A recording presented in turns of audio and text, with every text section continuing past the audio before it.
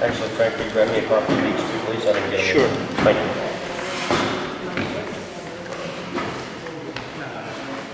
Here, JD. Remind me later. Sorry, excuse me. Ask you about a little medical question. You going all right? You feeling all right? Good. Strong like bull. Went in to get my stuff checked and dropped my pants and got like, wow. I've heard that. Yeah, see? Sorry. This is yours. All right. This is mine. This is yours. This is mine. Okay. What are these things that come in? I'll find out later. Yep.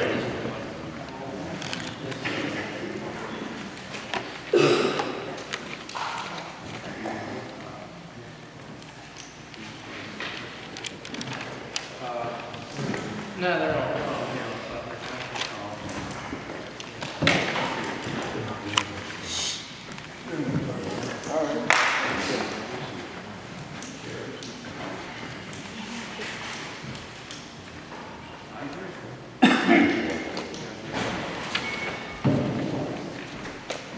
Call this meeting of the Township Board of Supervisors to order. Pledge allegiance to the flag.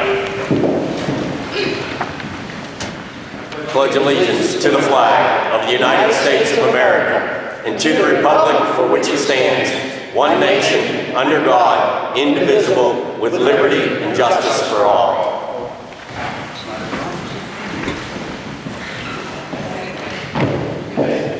Anybody didn't get the copies of the agenda or minutes? You want, Charlie, you want to compare or go back to the government? Minutes?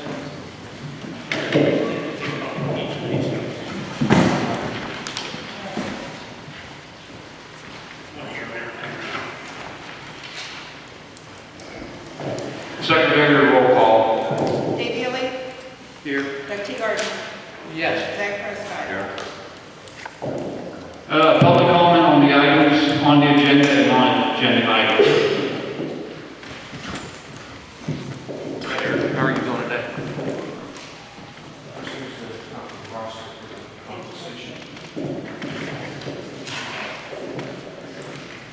How are you gentlemen this evening? Good. I'd like to talk to you a little bit about fire department finances tonight. And I know it seems like I show up and put my hand out and ask for money, and I do. But I'd like to talk to you first about some of the things that we do outside of our normal fundraising. Our yearly budget right now stands at $70,000. This year we're on pace to actually bring it to our normal fundraising about $72,000. That gets eat up pretty quick in fuel, insurances, maintenance, equipment that we need to purchase that we've used up, usable equipment and such. So it doesn't, there's not much room there at all for updating any of our equipment. So one of the things that we do is really rely on writing a lot of grants. And so I kind of wanted to give you an update about that. I don't know if you guys are aware how many grants we write and what we receive out of that. And so I went through and just looked at the last 9 years with the department. In that time, we've applied for 8 grants through the Pennsylvania Emergency Management Agency, which we have received all 8 of those grants. 7 of them were for debt reduction on loans we had for some of our apparatus. The one was for a 2009 engine. We received several for that. We paid that off we bought it in 2009 with a 20-year loan that we borrowed $70,000 to assist us to pay for that. We paid that off in 2014. And then, as you know, rolled over and bought a new medic that year, and we borrowed $40,000 on that, and we'll have that paid off next year, actually. So through those debt reduction, and the 1 year, we've got a gear washer and dryer. Surprisingly, when you talk about a washer and dryer, you might think, $800,000. It was $13,000 for what we need, the extractor and the dryer to properly take care of equipment. But those 8 grants total $96,000 over the last 9 years. Since 2007, we've applied for 14 assistance to firefighter grants through FEMA. We have received 6 of those grants over the last 9 years. For self-contained breathing apparatus, our 2009 engine, emergency generator for the station. This year we received a grant for a rescue and for turnout gear, 2 separate grants, and communications equipment for the region. Those total received is $1,077,469 over the last 9 years. So, you know, I bring those numbers, you know, hopefully, I think you guys understand, but to make sure you understand that, you know, we work hard for what we bring in every year, and we absolutely seek money from outside of this community, and really have brought in nearly 3 times what our budget is here, you know, just in grants over these 9 years. Coming to that, obviously I put in for 2 grants this year through AFG, one $215,000 for a rescue truck. We were sitting on a 1994 chassis that needs replaced. We received that grant, and for new turnout gear for 22 of our members, we received that grant.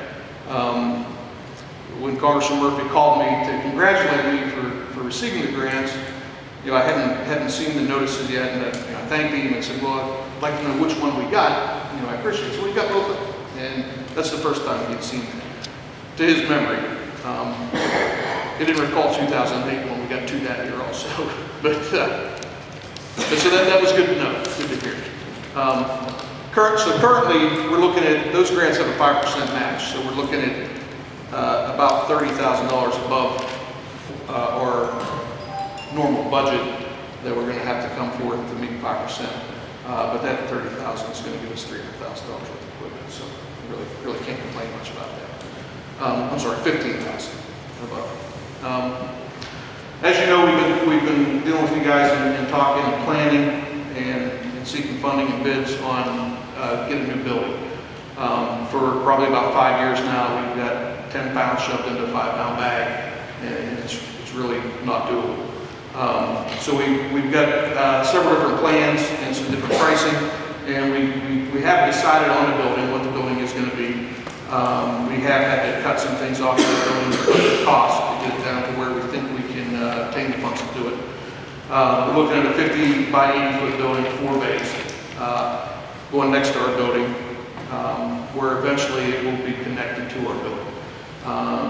Initially, it won't be connected because that connection was a $93,000 option. So we lumped that off to get a cost out where we can handle it. That's for the building components and materials was $68,450. For constructing that building is $46,600. There's $179,250 worth of concrete going into that building. And then electrical, we're still haven't got the final prices back on it. It looks like it's going to be around $12,500, but that's still a lot of work. And then about $20,000 in the heating for the building.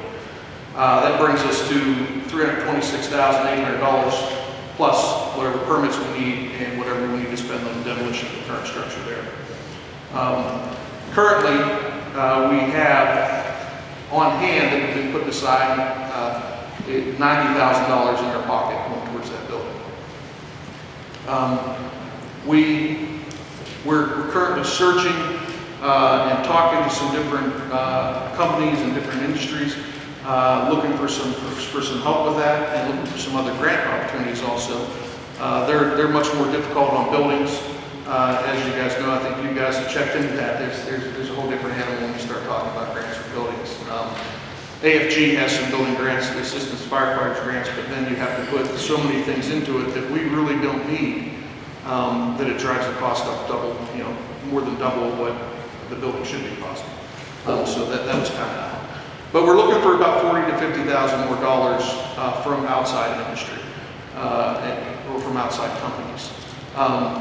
And you guys have been more than supportive over the years, and through the last couple of years, especially through this endeavor. But we're looking for you, hoping that you might commit $60,000. $60,000 will put us with the other 40 or to 50 is going to put us over that halfway point where we can borrow the second half, or 2 of the grants that we're looking at require a 50% match. So that would get us to where we need to be to move forward on either of those fronts. Like I said, I appreciate all the support we have. And, you know, I hope that that continues in the future.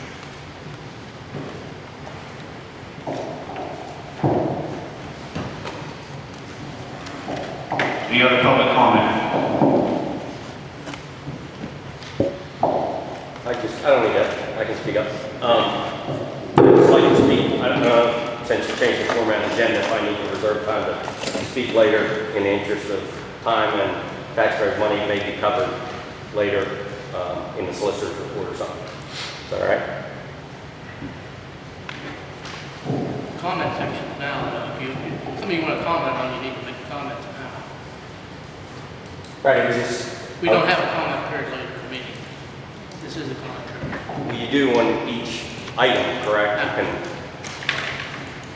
Okay, Not what? under the new rules. What's that? Not under the new rules, we do not. I thought on each item. Only if it wasn't on the agenda, something, to bring up something that wasn't on the agenda. then we can talk. Okay, well, that's what I'm saying. It may be covered. I was just in interest in saving time. It Yeah, may if be we covered bring up an in the item- solicitor's If report. you bring up an item that's not on the agenda, you'll have an opportunity. What's that? You have the opportunity to bring up an item that's not on the agenda. Does that make sense? If you bring up an item that is not on the agenda. you have to- Okay, well, I'm gonna get it covered, but if you guys are gonna cover it anyway, I don't need to now. If I can just reserve the right to speak before the meeting's over, that's all. Let's just speak now. Okay. As everybody in here knows, it was in the paper, the court action for the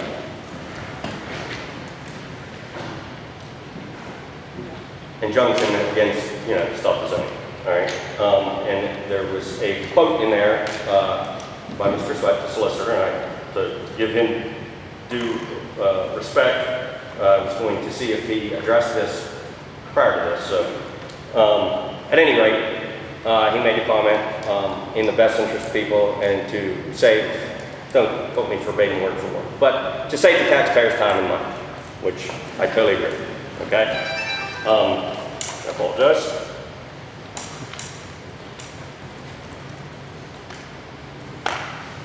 In some of the discovery in the right to know that everybody's up in arms about, that it's costing the taxpayers time and money, okay?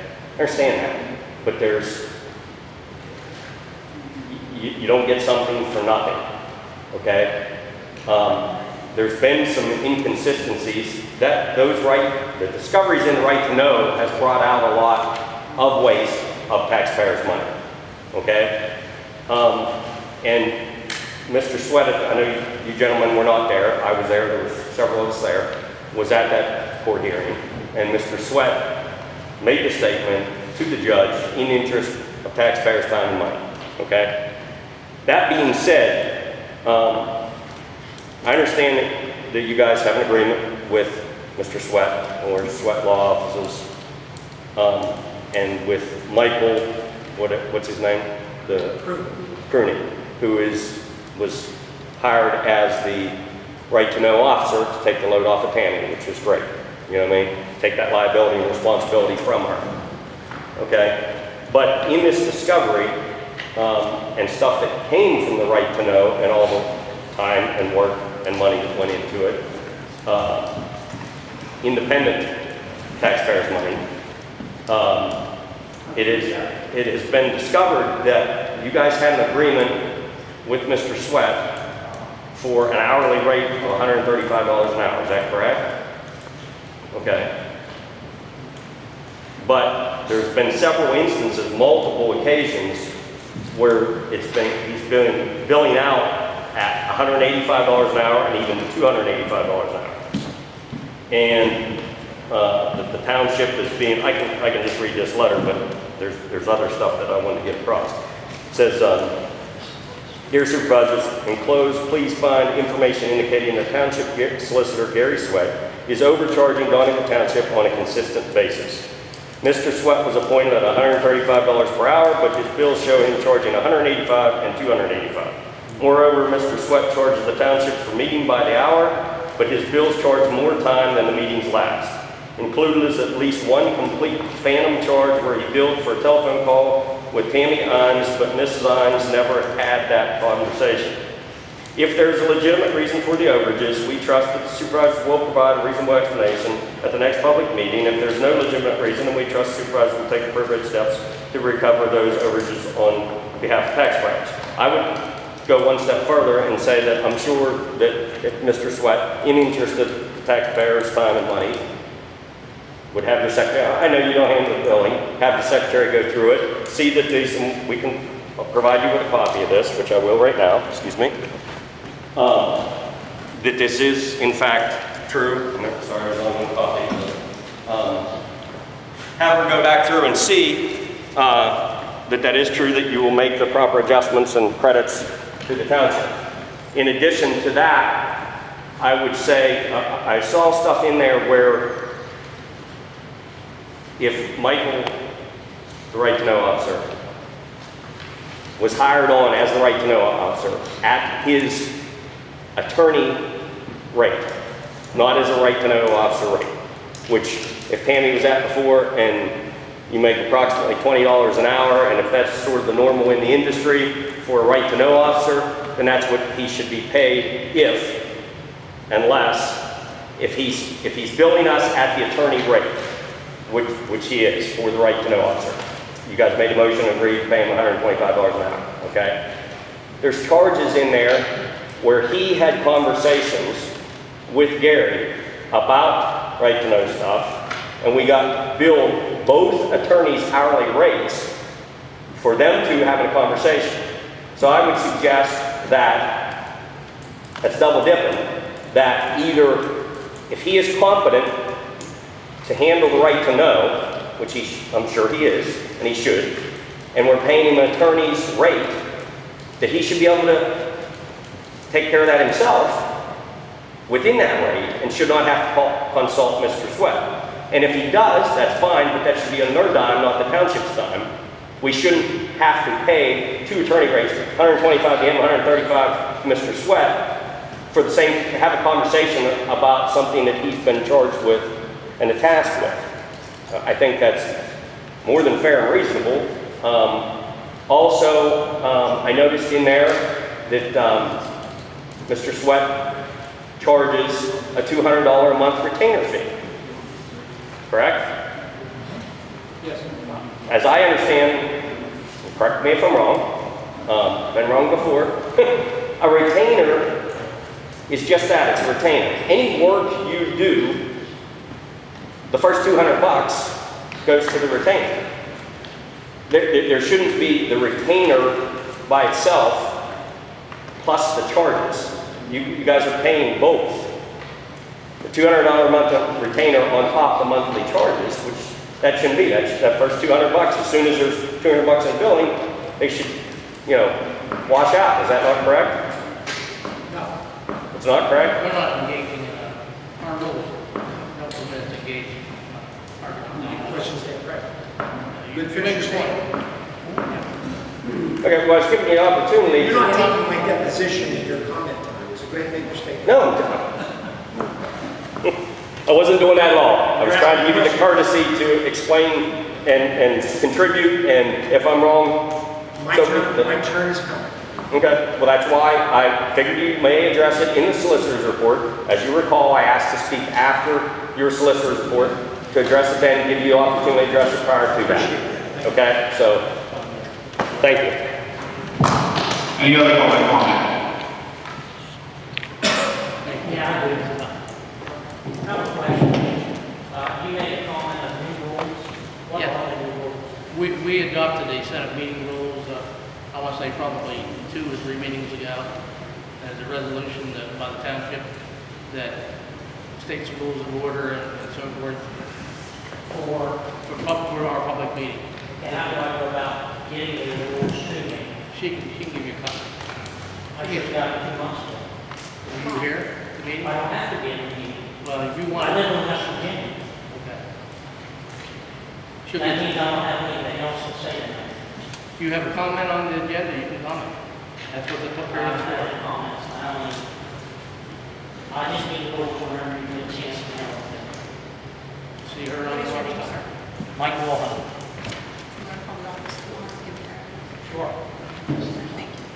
Any other public comment? Okay, Doug, you can discuss our special meeting or private meeting that we had supposedly. Yeah, I'm made aware that Mrs. Croft likes to take pictures, not the first time. We found pictures of our private vehicles, I guess, were posted on Facebook, claiming that we had a meeting which was not advertised and not legal. I'm glad, maybe we can get rid of you tonight, Mr. Sweat, and we can hire her. Is that, will we do that?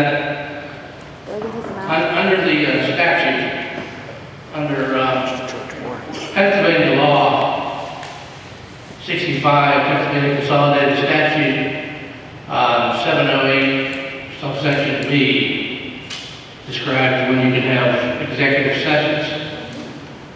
Chief of Police, do you recall us having a meeting on that date?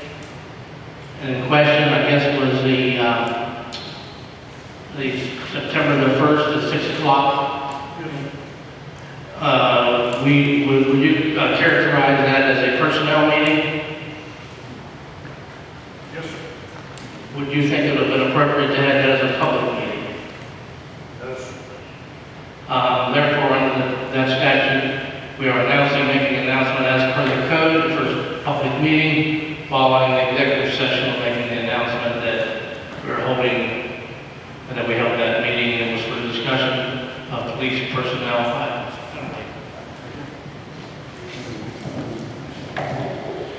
Motion to approve the minutes of August 2010, 2016. August 10, 2016. Second. Dave? Yes. Doug? Yes. Zach? Motion to accept treasurer report, pay bills, and sign checks. So moved. Second. Dave? Yes. Doug? Yes. Zach? Planning Commission, when you want to talk about the compressor station, or just have them come up? All of the board was asking that include all the board findings that was just went through that. See further findings on the master plan. No, we're talking about the compressor station. Well, of course, Yes. we reviewed all the information provided. Everything else is not in that presentation. You want to come up, sir? Sure.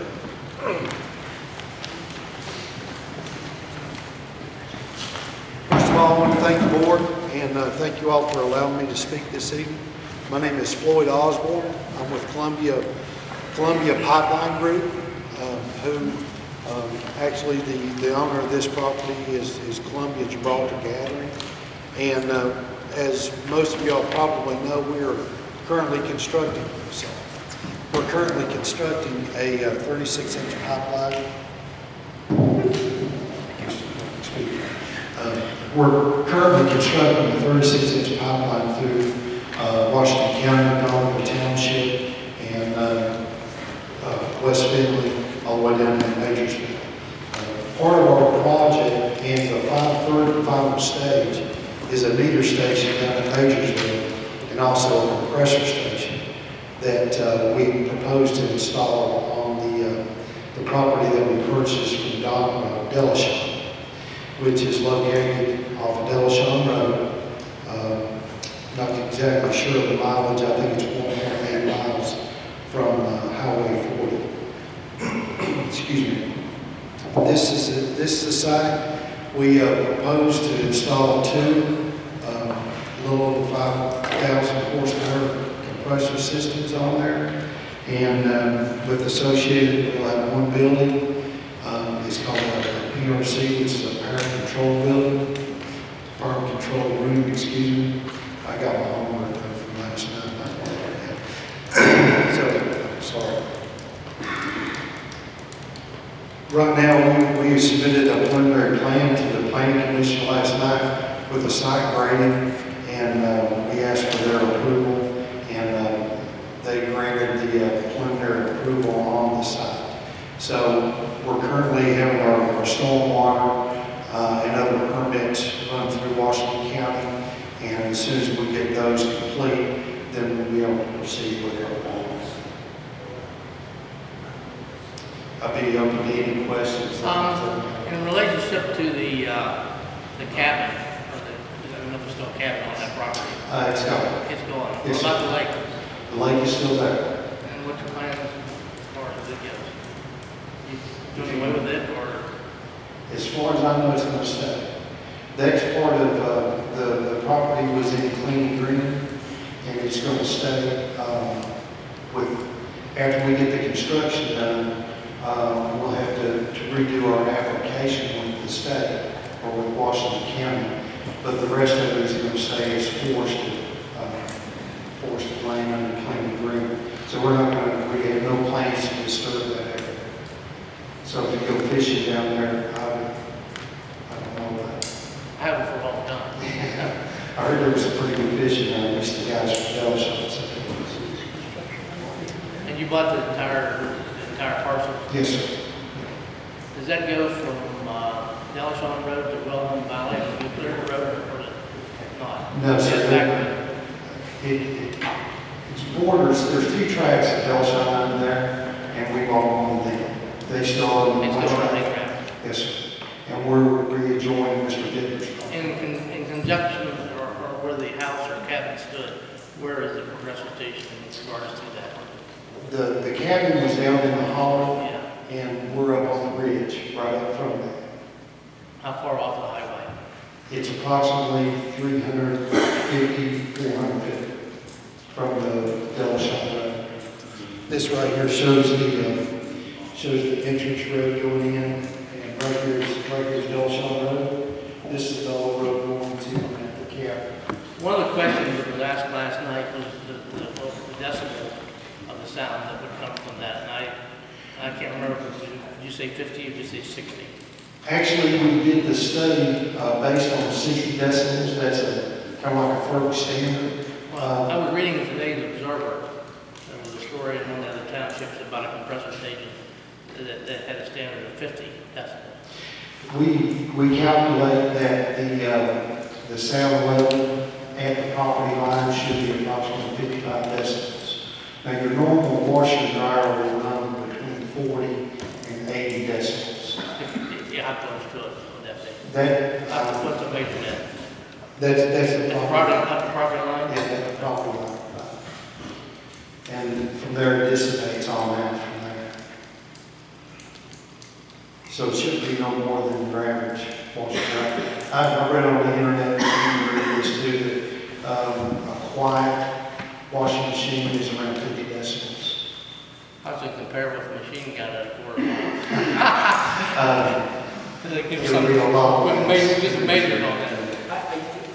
Mr. Taylor, I believe the proposed oil and gas section of the zoning ordinance that's pending has a 60 decibel level. And also a requirement that if there are complaints or problems, that the developer would install buffers or Sound testing devices. I don't think there's any very close houses to that at all.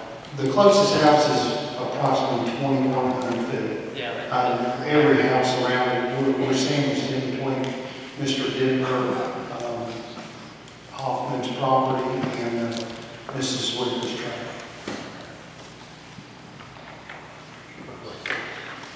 Sure. And you may be able to answer this as well as you do, but a few months ago, there was a gentleman in here from, I think he was from Mark West. Is this the same compressor station that you're talking about? No. So Mark West lives in there. Well, they were range, but I remember them talking about a compressor station over off the Lions Road This is in the that same, area. this is the same station. Same people. We're not associated. You with were Mark West. here before, weren't you? Yes. Yeah, a couple months ago. Yeah. Yeah.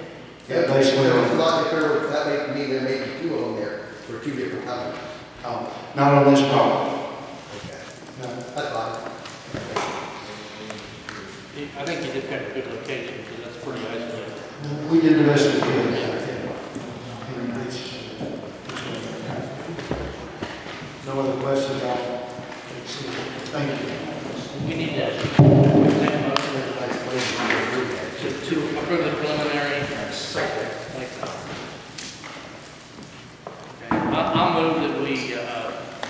approve the preliminary site plan as presented, and you'll be back at some point with a more fun project somewhere down the road. We'll have a solidified set of plans, yeah, in the next month, a month and a half. Yes, sir. Second item, Commissioner. Yeah. I'm sorry. Dave, Yes. Doug, Yes. Zach. Yes.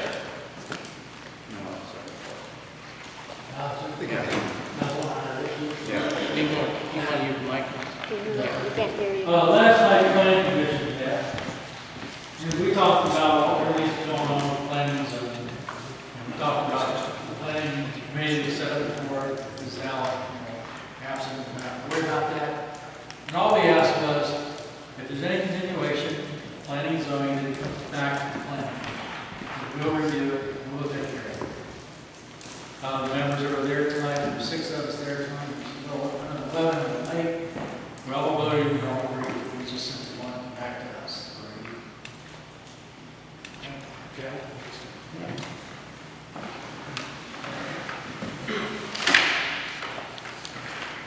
I just want to comment on a statement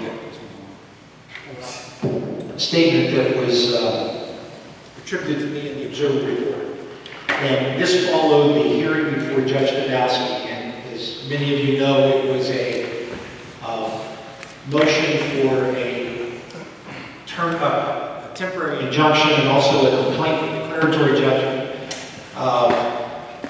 seeking court guidance on whether or not the township would proceed with a planning committee as the planning agency for preparing the zoning map and the zoning ordinance without creating the planning committee with an ordinance. And at the direction of the township supervisors, as solicitor for the township, I entered into a stipulation and agreement with Mr. Furman, the attorney for the moving